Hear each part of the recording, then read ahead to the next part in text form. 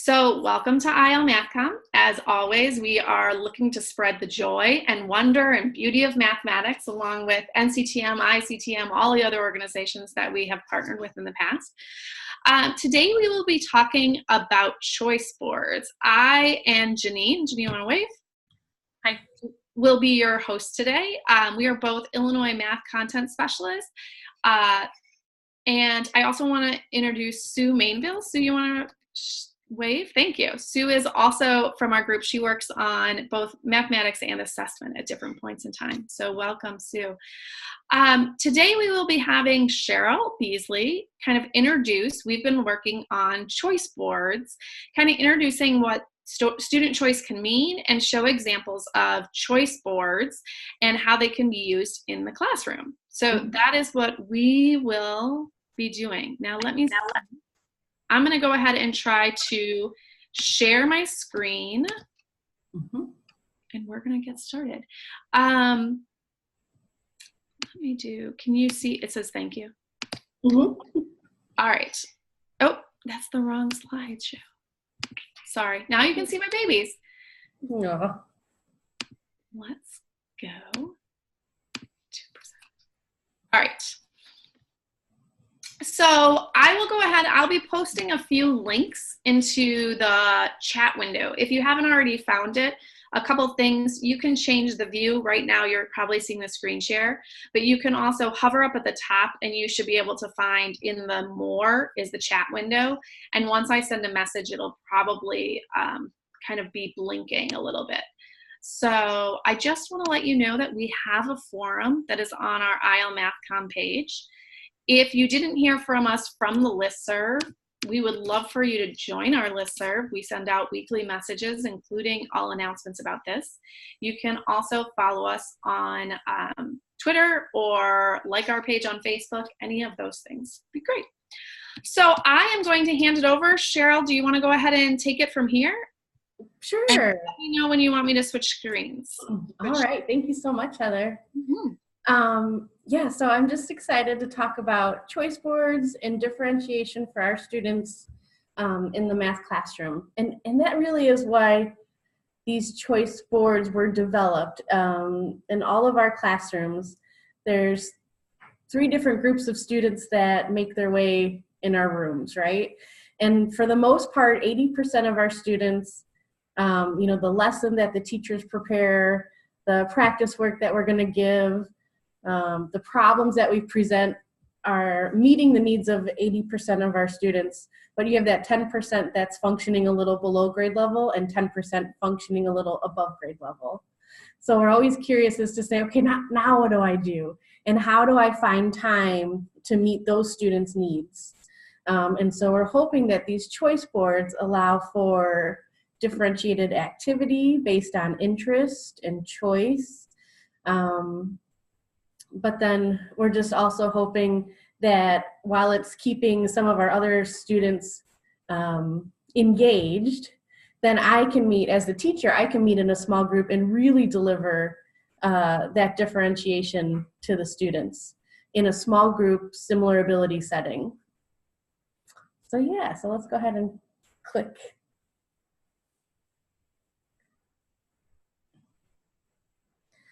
All right, and so I'm sure you've heard of choice boards. They're in all content areas, but for math, we're just looking at student choice. And so a math choice board is designed to promote a little bit of spiraling of our curriculum.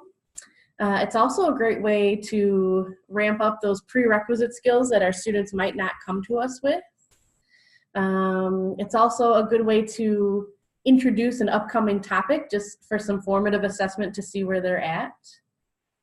But it is nice on these choice boards to have previously learned skills because I want time to meet with my similar ability group, and I don't necessarily have the time to be helping students with their choice boards. So it should be a topic that they can engage with and complete pretty independently. And again, with the choice board, we have differentiation based on interest, personal preferences, and it just helps to meet that diverse classroom with your different abilities that seem to make their way in all of our classrooms. And students are excited. They get to choose. They think that's super cool, so they can be engaged, and they're excited about their choice boards. Yeah.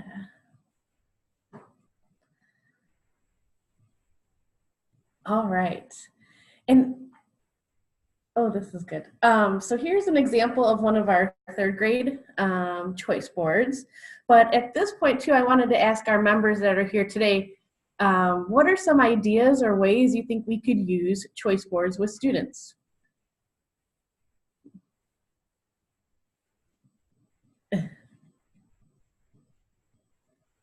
Yeah. And I'm just going to stop sharing so we can see everybody. So the people that joined late, if you want to turn your camera on, that's great. But you can answer if your microphone, you can unmute your microphone, or if you want to, you can write in the into the chat window. I just realized all the links I put in the chat window didn't actually go. Mm-hmm. I'll start since I'm horrible with wait time. When Cheryl and I had worked together on a differentiation presentation in the past, we had stumbled across a teaching channel video that showed a teacher doing a math talk first with her students to figure out who really was getting it and who needed a little bit more support and assistance, or a little bit more personal time and personal attention from the teacher. So she used that as a formative assessment and then gave the whole class choice time, which she used, she called them math menus instead of choice boards. But they had a math menu where they could pick which activity they wanted to spend time on while she was meeting in a small group with her students that needed extra support. So I thought that was just a genius way to keep everybody engaged in a grade level appropriate math activity while still being able to work with the small group.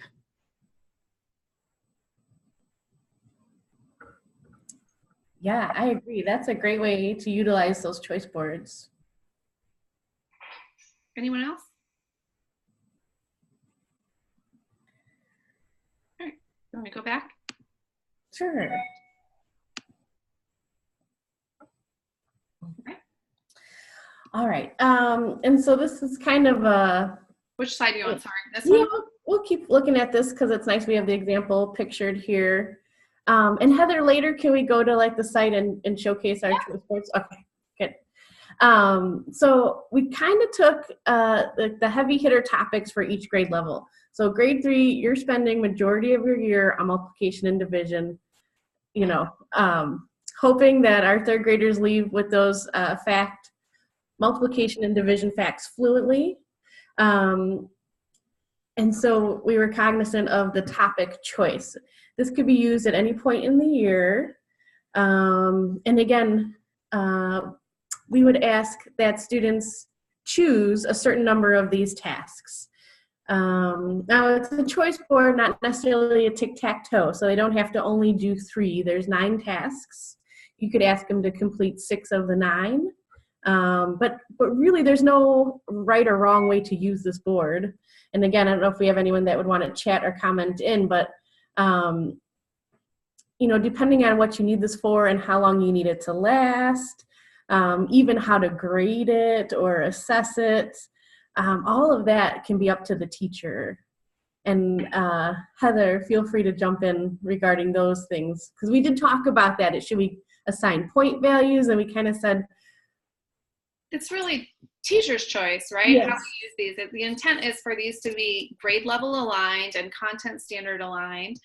And like we said, we try to do them thematically so that this is multiplication and division, but really that's up to the teacher. And so kind of like Cheryl was saying earlier, we really wanted these to be things that students could do independently. So we actually had some discussions between Janine, Cheryl, and I about appropriate tasks and making sure that the tasks were things that a student could handle doing without the teacher necessarily facilitating those conversations. So we kind of went back and forth on a few things, but that was really the goal, for people to be able to do these, for students to do these independently. I know there's still discussion, people have discussions about whether or not homework is appropriate. And some people think, if we're going to use homework, make it a choice homework so that they can have the ability to kind of pick what they're doing. It's not just a one size fits all.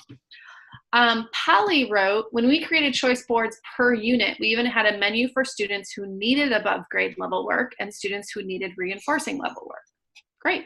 So the idea of like keeping that in mind when you do them. Yeah, that's perfect. And that's a great way, again, to differentiate your choice boards for the students. And I love that idea of having a choice board per unit, because now you always have something students could go to. Mm-hmm. And yes, Heather, thanks for talking about, we had discussions.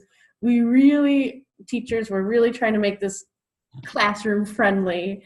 We want students to be able to go work on it. And not have to bug you. I mean, not have to ask too many questions.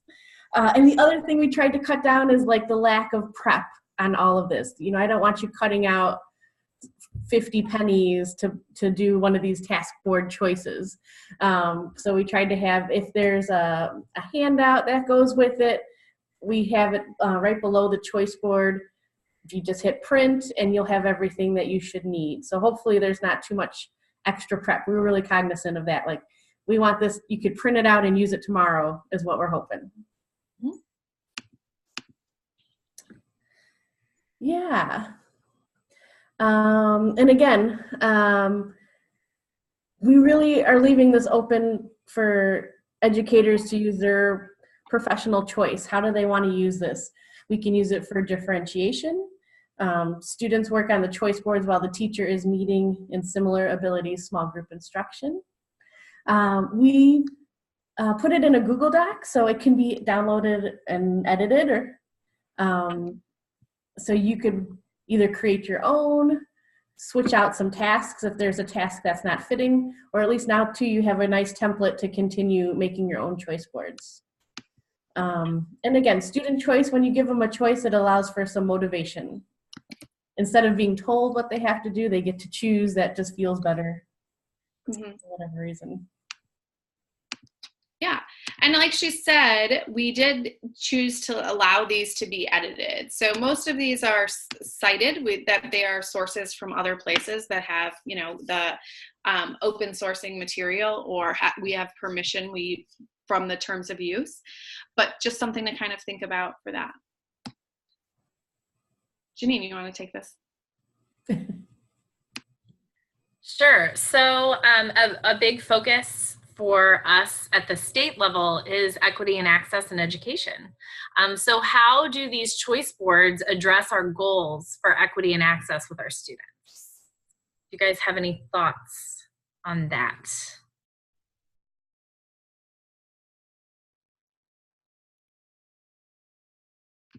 I'm going to stop, and I'm going to suggest we do a think, ink, pair, share for a minute. So just kind of taking a minute to think and write, like, how can we address equity and access? And we're just going to give you like a full minute. So I apologize to people who are watching the recording, but you should also take a full minute to answer the question of how can we use these to help address equity and access.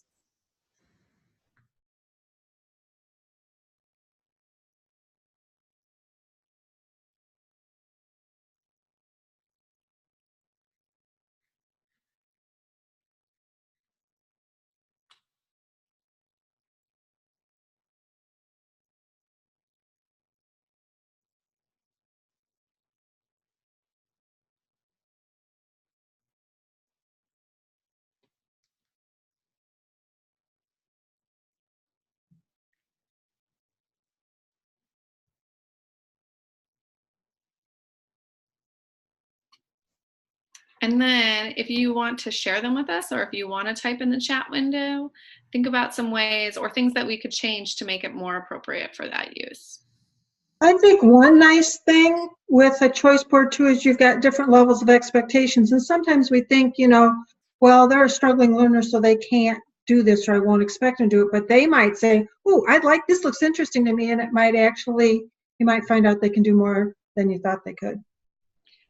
Yeah, that's really good. It's the same idea as like reading, right? Like the idea that we are trying to get away from, we can have leveled reading, but that we don't want to say, when you choose your book, you should choose things that interest you, right? We don't tell them, you don't have to stay at level D because that's what you are in class. Because if you're interested, you're much more likely to be able to do a challenge. Right. Yeah. Holly posted, choice boards support the notion that all students should have access to activities that are engaging and have rigor. Yeah, similar idea. Anyone else? Yeah. I kind of think too that when we're looking for these, I mean, if, for example, on that last one, there were 9 activities. So probably there's something that the student could enter, kind of like the idea of the low floor, high ceiling tasks, that there must be something that someone, maybe they can't do all of them, but there's something that they're interested in or something that meets with their ability. Absolutely. Absolutely. I also enjoy, we tried to pick, not all of our choice boards do this, but we tried to have different contexts for the problems so that students could hopefully maybe identify with the context, or that they would be able to express a talent in some of their choices. So maybe some choices were more artistic or more scientific. So if they were a science-minded student, then they would lean towards those science. So that gives them that sense of identity and agency, because they have a choice and a voice now in their math classroom, which I think is powerful. That's very impactful for them. Yeah, I think what I was thinking was when I was looking at all of those choices that there were so many, and I realize this is because the standards demand it, right? But there were so many different ways that you could look at the same topic of multiplication and division, the arrays, the video, the ants go marching thing, like all of that was different ways, and different students grasp onto one of those ways more so than others. And so when you're looking for a student, they're like, hey, I get multiplication when it's in an array. So for them, that's their student choice, right? Like right away, because they know that, and that helps build confidence going into the rest of the tasks as they go. Absolutely.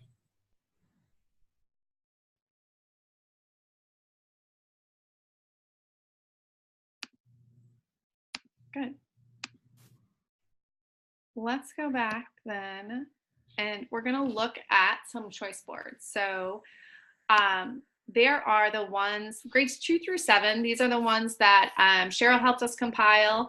And then there are some that were from grade 8 in Algebra 1. These were created by teacher Patricia DeFino and Sarah Wentworth in Fulcroft, Pennsylvania. So we're going to go ahead and look at a few of these. So the ones we chose to look at are January for Algebra 1 and February for grade 8. And then we have one, ours are, the ones we made were more thematic. So like we said, with multiplication and division or ratios and proportions for 7th grade, the idea being that we chose so that you could kind of use them when you were teaching. And obviously, Miss Delfino and Miss Wentworth, they chose them based on what they could when they were teaching things. So they're not necessarily appropriate to just drop in, which is why kind of we wanted to make sure that we made some that were appropriate for that. So looking at who's here, I don't know that we want to break out. What do you think, Janine? Yeah, we only have 4 participants assigned to the 612. Okay. But I would still like to look at the grade 8 in Algebra 1, one of those, like maybe the grade 8 one from January. And my reasoning is she did a really good job of picking some of those artistic projects in her choice boards. I know when Cheryl and I were working on the 7th grade choice board, we wanted to find an artistic, not right now, okay? Where we could, sorry. That's okay. Have some options where we could do some design work as well. Right. So if you look, I'll actually show, if you look at our grade 5 fractions, we made a point of trying to have those options in here. So I'm just going to pull up grade 5. I know everybody was kind of peeking at the grade 3 one. And I'll go ahead and post this link right now in the chat window. It is in the PowerPoint, but because I know for me, I always want to look at not what the presenter is currently looking at, but you should look at what I'm looking at. And if we look at grade 5, we have a couple here that we really wanted to kind of think about, like what if a kid wants to design something. So when I looked at some of the ones from the 8th grade and Algebra 1 teacher, I thought they really got into kind of the art ideas and some of the other ideas. Sometimes I thought they kind of, I wasn't sure exactly what content they were dealing with mathematically. So we made a point of really making sure that we were married to the content standards, that we were staying close to it. But this idea of if a trapezoid equals 1/2, design a picture worth 6 and tell what each shape represents, which I love. And then Cheryl actually made one that if a trapezoid equals 1/2, does this represent 6? And so if you scroll down, she has a picture here to kind of, for them to think about, like, well, how much would this represent? This idea of using pattern blocks and thinking of them as fractional location or fractional quantities. And I think a lot of teachers use pattern blocks in similar ways. So the idea that they can kind of figure those out. So those are a little more on the artsy side. We made a point, I think almost all of them have at least one that's more of a partner game. So the idea of, again, the kids who maybe learn better socially. Some of them are just asking students to kind of solve in more than one way. We also tried, I don't know if this one has one, what the open middle problems are in several of these, because they have more than, most of the open middle problems, if you haven't seen openmiddle.com, they have more than one solution. So the idea that, like, asking a student to come up with something that they can immediately check off as this is right or this is not right, like the kid who wants to come up with a different answer, is something for them to kind of think about. Do you guys have anything else to say? Otherwise, did everybody get the link? All right, I'm gonna give let's just take, even though we're not doing a breakout room, let's just go ahead and take a couple minutes for you to kind of explore those. And truthfully, these are brand new. We're actually just giving you the link today, so we'll be publishing this with the discussion. But if you have feedback, if you notice a typo, please, like those kind of things, let us know. Or if there's something that you have concerns about or things that you wish we also included. So take a chance to look at those. You're the first eyes on them, other than people who actually worked on writing them, and give us some feedback that you have, as well as think about how you could use these tasks. Mm-hmm. And go ahead. So we have grades 2 through 7 that was created by us, and then that other teacher's resource was for grades 8 and Algebra 1.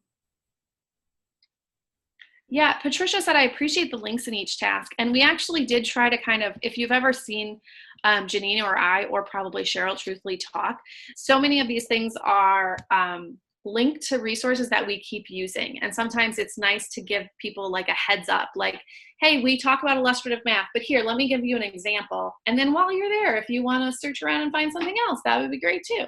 Mm-hmm. Mm-hmm.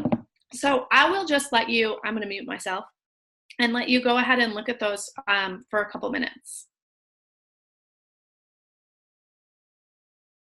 Should we have just picked one? Maybe that would have been better. I was looking at grade 6.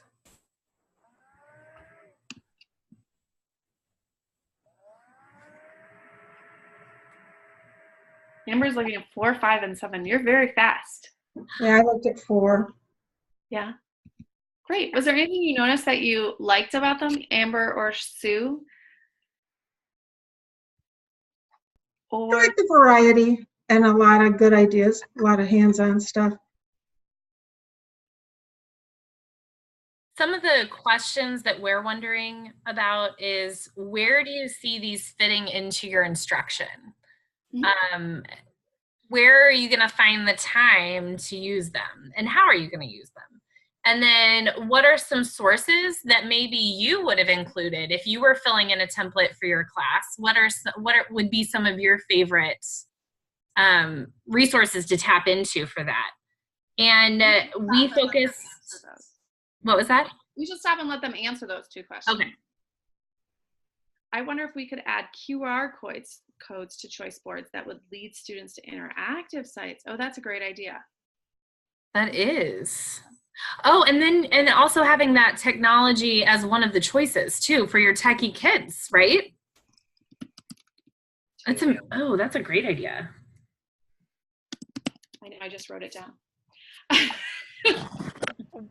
One of the websites that I just recently have been using is, well, and I don't even know the website offhand, but it's which does not belong. Does anyone know? Yeah, that could lead to a really good writing prompt for math too. So I feel like that might even be one for a choice board of which does not belong. Are you guys laughing because you guys didn't put it in or something? Like, that's a great idea. Like, because I could see that being a quick writing prompt to get those kids in too, those LA focused kids that they're like, writing is my strength, but I'm not so good at this math stuff, like they have an opportunity to kind of defend their answer. Yes. Yeah. And then the extension of that, which one doesn't belong, create your own. Like that. Yeah. That's a great one. Yeah.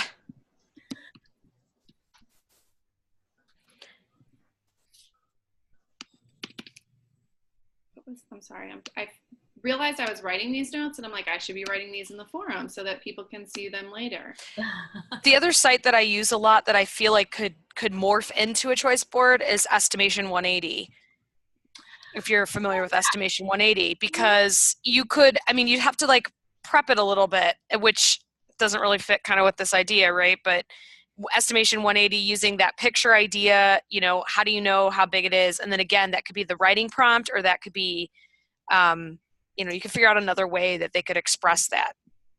It could be a social one too, Yeah, Cheryl and I both were trying to figure out a way to do 3-act math tasks in that. Yeah. And we ended up having to scrap the 3-act math tasks because they really need a facilitator. Mm-hmm. So, we ended up moving away from them. But I feel like the Estimation 180, like you could throw up a picture and say, have it, talk for 2 minutes, or set a timer and talk for a minute to your partner about what you think your estimate is, what's too high, what's too low, and so on and so forth. Mm-hmm. And if it's modeled at some point in the classroom, and then they know what they're supposed to do when they get to the choice board, right? Mm-hmm. Yeah, as long as you practiced whole group and model it a couple times, I think you could turn it loose to the students to facilitate and that estimation together. With a couple directions, that'd be perfect. Mm-hmm. Yeah. What I liked, to answer your previous question, what I liked about them was I've seen kind of menus before, especially when I was teaching elementary school. Okay, mommy's on a call. You need to wait a minute. Sorry. We all have that. I'm like fixing her necklace as I'm talking. Now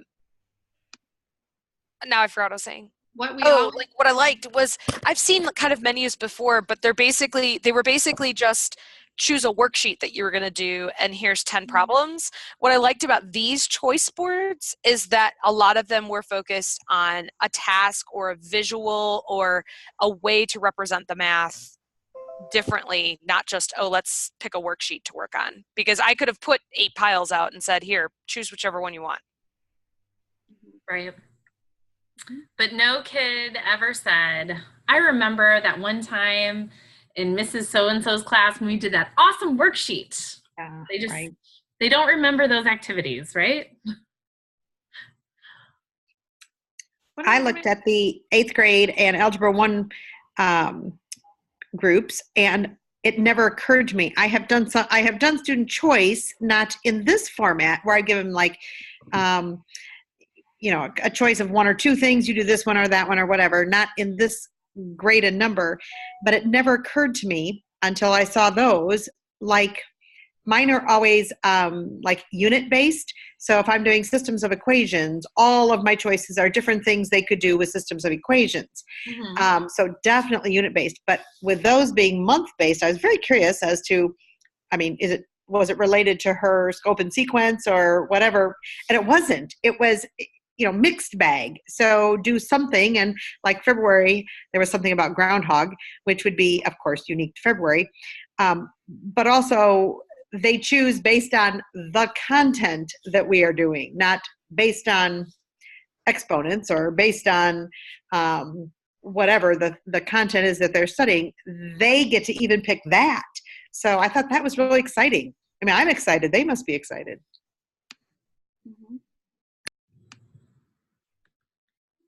Good. All right. Did you want to ask your next question now? Oh, sure. So we focused on major work for the grade for these. We picked a topic that was, one of the major takeaways for the grade level. But what topic would you build next for your grade level? What topic did you think it would be the highest demand for you in your classroom?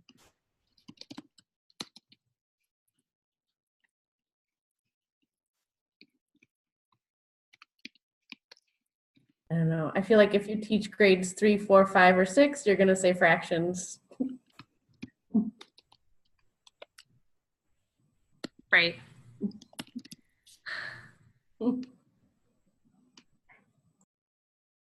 I think maybe some of the graphing elements, I guess, just depending on what grade level, because I kind of teach all of them because of my situation, but like whether it's graphing equations and slope, or if it's, showing a bar graph and things like that. I realize that's integrated into social studies and science, but in my adult students, when they come to me, they don't know a lot about graphing and so how to make them. I guess they are much better at reading them than they are how to make them and how to develop them themselves. So that's just me, and maybe I'm kind of the outlier, but that's what I would like.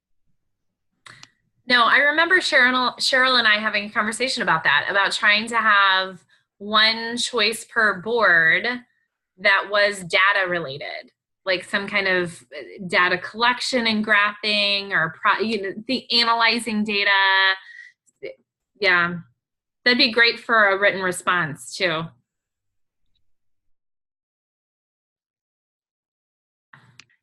Yeah, I love the point that, like Amber, what you said, making the graph. Here's some information, make a graph. And maybe not even tell them if I want a bar graph or a pie chart or a scatter plot, or, they have to decide what's the best way to represent this information. Be less helpful. That's the Dan Meyer way, right? And right. Be less helpful. Let them gather all that information and come to a conclusion and come to consensus on what's the best way to represent it.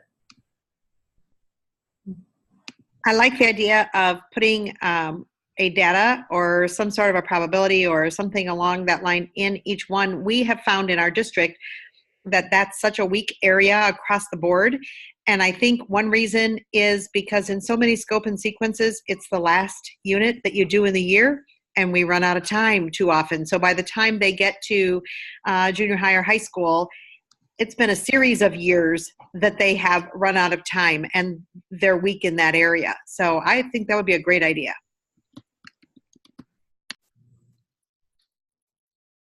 I think it'd be neat too to have like maybe one square on something you taught previously, like the unit before, and maybe something for the unit coming up, just a real basic kind of thing. That might be kind of, again, mixing it up, something different too. I like that, like engaging them in the prerequisite skills for what you're about to teach, or just kind of testing the waters to see what they know and what they're comfortable with. Yeah, and you'll get a taste for it, and obviously the kids that totally avoid it probably don't know. But if what they should have known from the year before, and for some it'll be like, oh good, I know how to do this. Mm-hmm. And it'll be a good indicator. So I don't know if you guys saw the comment that Patricia made. She said, could we add a choice for students who can explain a task verbally rather than writing it out? They could record themselves on an app such as Screencastify. Love these choice boards, definitely sharing with my teachers. I just had data days with teachers looking at math data, and almost all 4th and 5th grade teachers need to reteach fractions. I love this idea. Having my own child have a writing disability, that would have been perfect for him, and I would love it. I mean, he has an IEP that allows him to do those things no matter what, but having a teacher be aware of sometimes that we can students that can better explain themselves in one medium versus another. Yeah, I love it. Well, and just to like extend that idea, it could be explain it or make themselves a video, you know, make a YouTube video about and teaching so-and-so how to do this, you know, teaching your younger brother or sister or, you know, your child or whatever. Yeah, I love the idea of taking the game or the activity home. You know, teach your parent or sibling how to play this game. Like that's huge, and engaging and very impactful, right? And I think the other thing with choice boards that allows is oftentimes we can't always make those assignments because not everybody has a parent at home that can be engaged, but when it's one of the choices or even a couple of the choices, it lends itself to remind parents, like parents are going to see them to be like, okay, I can get involved, I can play with my kids doing these things, but it also doesn't completely alienate a kid whose parents work late, or even if it's just, you know, especially if you have these like once per unit, even if their parents are just working extra hours during tax season and they're, you know, an accountant that can normally be home, like they have choices to do this at different times kind of thing. I think it could also, to bounce off that even, it could also have those kids not necessarily ask for help, but if they see there's an option on the board for, I can do something with my parents, they might be more inclined to go to their parent and be like, hey, will you do that? You know, like, look, this is part of my homework. I have to do it. You know, no matter where they are on that spectrum of low, medium, high, as far as math students. And then it kind of brings them in too, and especially if they're looking for that time with their parent.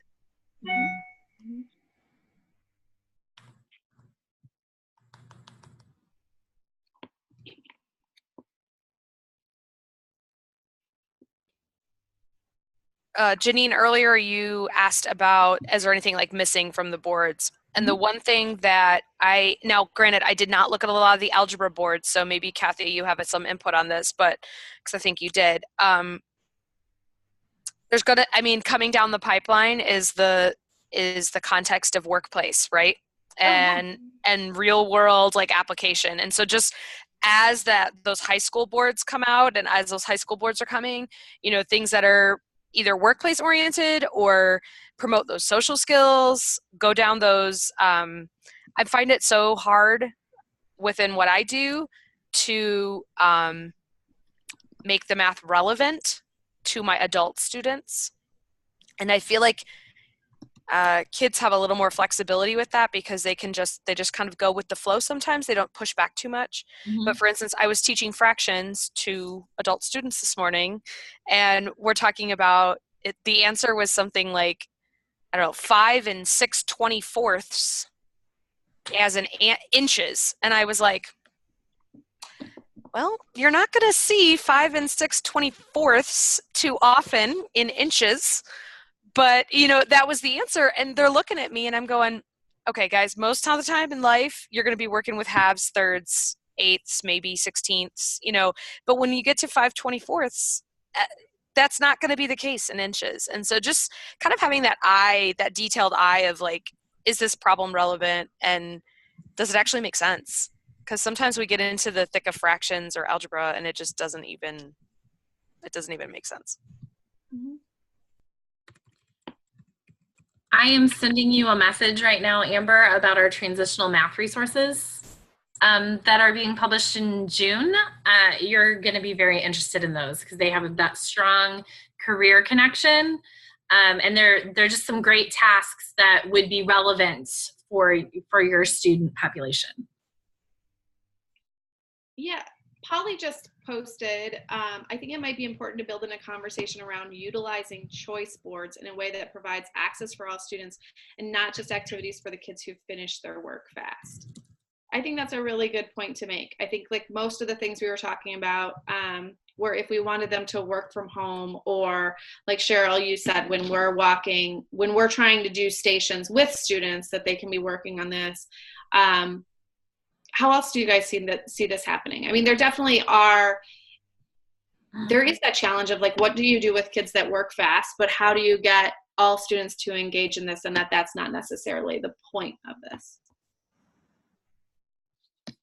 Yeah, I think I just want to speak to that a little bit. I know when we're working with our students, there's some that really need our help and require a lot of time. And sometimes those students that are good to go, we're kind of like pushing them off because we feel like they're good. But I would have to write in my plan book like once a week to meet with those higher level students and really challenge them, spend 20 minutes offering them more enrichment. And in the meantime, these choice boards could be used for the rest of our students.